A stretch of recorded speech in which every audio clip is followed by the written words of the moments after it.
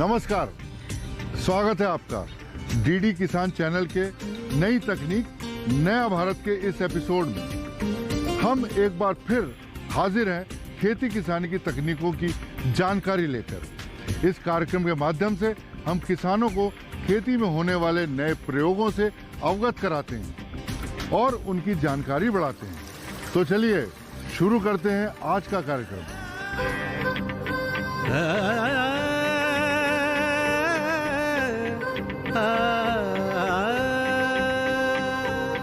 अपना देश बदल रहा है, बदल रही तकदीर, नई तकनीक संग बदल रही है देश की तस्वीर। नई तकनीक नया भारत,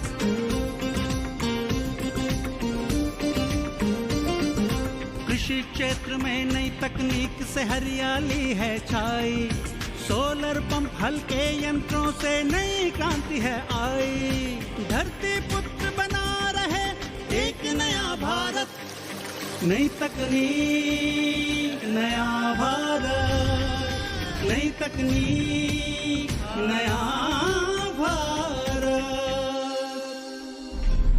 खेती के लिए प्रकृति पर निर्भरता किसी से छिपी नहीं है। खास बात यह है कि कुदरत का साथ अगर किसानों को सही वक्त पर मिल जाए तो लागत आधी हो जाती है। चाहे वो बादल हो, बरसात हो या फिर सूरज हो।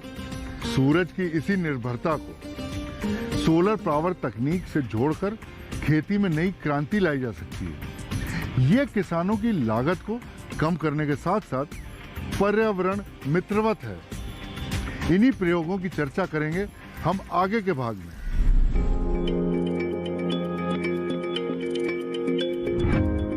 सौर ऊर्जा की अहमियत को अब पढ़े लिखे लोगों के साथ साथ सामान्य किसान भी समझने लगे हैं और अब हालात तेजी से बदल रहे हैं। देश के किसान अब सौर ऊर्जा का फायदा उठाना जानने लगे हैं। अब सुदूर देहातों में भी इसका इस्तेमाल होने लगा है। दरअसल इसके पीछे कई तरह की वजह है। बिजली की कमी रहने पर यह पेट्रोल डीजल का बेहतर विकल्प है, क्योंकि पारंपरिक तौर पर इसलिए अब खेती में भी सौर ऊर्जा के इस्तेमाल में बढ़ोतरी हो रही है। खेती में प्रयोग होने वाले उपकरणों को चलाने के लिए सौर ऊर्जा से बनी बिजली का इस्तेमाल किया जा रहा है, जिससे किसान अब बिजली ना होने पर भी ट्यूबवेल, समर्सिबल समेत कई उपकरणों को चलाकर खेती पर आने वाले गैर जरूरी भार को घटा सकते हैं। आइए जानते हैं खेती में उपयोग होने वाले कुछ यंत्रों के बारे में, जिसके उपयोग से लागत के साथ मेहनत भी कम लगती है। जैसा कि हम कहते आए हैं हमारे बुजुर्ग कि सूर्य हमारे लिए देवता है। वास्तव में किसानों के लिए ये अब देवता साबित हो रहा है, जब से ये सोलर ऊर्जा के पंप और अन्य यंत्र आए हैं। जैसे हमारे भी आसपास पहले विद्युत कनेक्शन नहीं थे बिजली के, तो डीजल पंप से हम खेती करते थे। तो साल भर का अगर दोनों फसलों का टोटल लगाऊं मैं या आसपास के किसानों के, तो लगभग 50-60 हज़ार रुपये का डीजल खर्च होता था। अब ये वास्तव में देवता साबित हो रहा है और इससे बिल्कुल बिजली का खर्चा, डीजल का खर्चा जीरो है और हम दिन में आराम से इससे खेती करते हैं। सबसे पहले बात सोलर पंप की। सौर ऊर्जा से चलने वाले पंप में एक सोलर पैनल, एक ऑन ऑफ स्विच, नियंत्रित और ट्रैकिंग प्रणाली और एक मोटर पंप होता है। ये प्रणाली सौर ऊर्जा को विद्युत धारा में बदलती है, जिसके लिए एक एसपीवी सेल का इस्तेमाल किया जाता है। एसपीवी सेल की क्षमता विभिन्न जल स्रोतों के अनुसार 200 वाट से 5 किलोवाट तक होती है। 1000 वाट क्षमता वाले सोलर पंप से तकरीबन 40,000 लीटर पानी प्रतिदिन के हिसाब से 2 एकड़ भूमि की सिंचाई कर सकता है। 1000 वाट क्षमता की सोलर पंप पर डीजल पंप की तुलना में सालाना तकरीबन 45,000 तक की बचत होती है। ये सोलर पंप जो है वो जैसे ये प्लेटें लगी हुई है, प्लेटों से सूर्य की किरणें उसके ऊपर पड़ती हैं, उससे ये जो किरणों से विद्युत बन के धारा में प्रभावित होके और वायर के माध्यम से वो स्विच के पास जाती है और उस स्विच को ऑन ऑफ करते ही सीधा मोटर के पास जाती है और मोटर चल के और उससे पानी है वो बाहर निकलता है।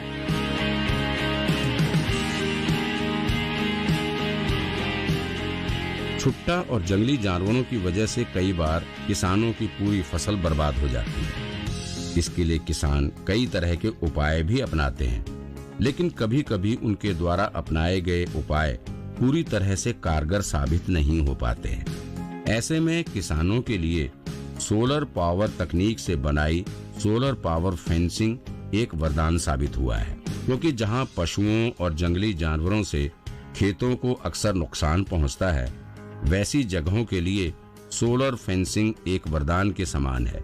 ये बिना नुकसान पहुंचाए जानवरों को खेतों से दूर रखते हैं। सोलर पावर फेंसिंग है, ये किसानों के लिए बहुत ही लाभ का सौदा साबित हुआ है। इससे क्या है कि जैसे रोजड़े और जो जानवर हैं दूसरे, वो जंगली जानवर भी हैं और गायों के बछड़े हैं, ये किसानों को बहुत तंग करते थे। रात को दिन में कभी भी घुस जाते थे। जब से ये सोलर पावर फेंसिंग का सिस्टम मेरे 45 एकड़ में लगाया है, तो इससे न तो ये चिपकने का डर है, बस सिर्फ हल्का सा झटका लगता है। और जब एक बार जानवर के झटका लग गया, चाहे वो रोजड़ा हो, चाहे जंगली जानवर हो या बैल और बछड़े हो, दोबारा उस खेत के आसपास वो नहीं आता है। देश के बहुत से किसान सोलर पावर फेंसिंग का फायदा उठा रहे हैं। इस तकनीक में खेत के चारों तरफ स्टील के तार की बाउंड्री बनाकर उसमें डीसी करंट थोड़े थोड़े अंतराल पर छोड़ा जाता है, जिसके झटके लगने से पशु खेत के पास नहीं आते और मानसिक रूप से उनमें डर बैठ जाता है। साथ ही इसमें एक तेज आवाज का हॉर्न भी लगा होता है, जिससे किसान को पता चलता है कि खेत की बाढ़ के संपर्क में कोई आया है। सोलर फेंसिंग में एक सोलर प्लेट लगी होती है, जिससे वो सौर ऊर्जा लेकर 12 वोल्ट की बैटरी को चार्ज करती है और इस बैटरी को पावर फेज कंट्रोलर से जोड़ा जाता है। फिर कंट्रोलर के जरिए खेत बाड़ या तार फेंसिंग में डीसी करंट छोड़ा जाता है। ये करंट रोक रोक कर एक एक सेकंड के अंतराल में तारों में जाता है। जो भी जानवर इसके संपर्क में आता है, उसे तेज झटका लगता है। सोलर पावर फेंसिंग के करंट का झटका बहुत तेज होता है, लेकिन इससे किसी भी प्रकार का कोई भी नुकसान नहीं होता है, क्योंकि ये डीसी वोल्टेज का होता है, जिससे पावर रुक रुक कर तार में जाता है।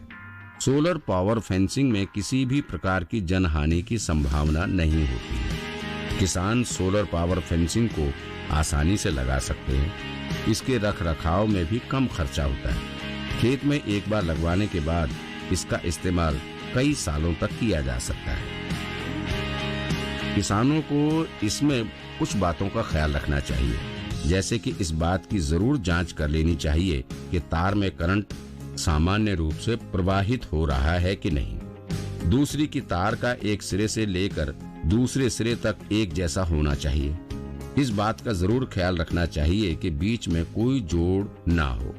तार को जमीन में अर्थिंग नहीं मिलना चाहिए। इसके लिए तार के पास खरपतवार और अन्य पौधों को दूर रखें। जमीन से अर्थिंग मिलने से बैटरी कम समय तक ही असर कर पाती है। बाड़ के लिए 12 से 16 गेज के तार का इस्तेमाल करना बेहतर रहता है। किसान बाड़ की मरम्मत करते समय कंट्रोलर को बंद रखे। जहां पशुओं और जंगली जानवरों से खेतों को अक्सर नुकसान पहुंचता है, वैसी जगहों के लिए सोलर फेंसिंग एक वरदान के समान है। ये बिना नुकसान पहुंचाए जानवरों को खेतों से दूर रखती है। जैसे जंगली सूअर, नीलगाय और अन्य पशु खेतों की फसल को क्षति नहीं पहुंचा पाते। इसलिए सौर ऊर्जा से संचालित बिजली की बाड़ खेतों और पशुपालकों के बड़े फार्मों के लिए बहुत फायदेमंद है। सोलर पावर की तकनीक के इस्तेमाल का मकसद है बेहतर परिणाम पाना, जो किसानों की आय बढ़ाने में मददगार हो और परंपरागत तरीकों से हटकर खेती का नया स्वरूप सामने रख सके। फैसला किसान को करना है, बस जरूरत है सही दिशा में सही तकनीक अपनाने की। सफलता खुद आपके कदम चूमेगी। अभी हमें इजाजत दीजिए एक छोटे से ब्रेक के लिए। ब्रेक के बाद आप लोगों से मुलाकात करवाएंगे एक सफल किसान से, जो खेती की नई तकनीक के सहारे उन्नति की फसल उगा रहा है। नई तकनीक, नया भारत। नई तकनीक नया भारत।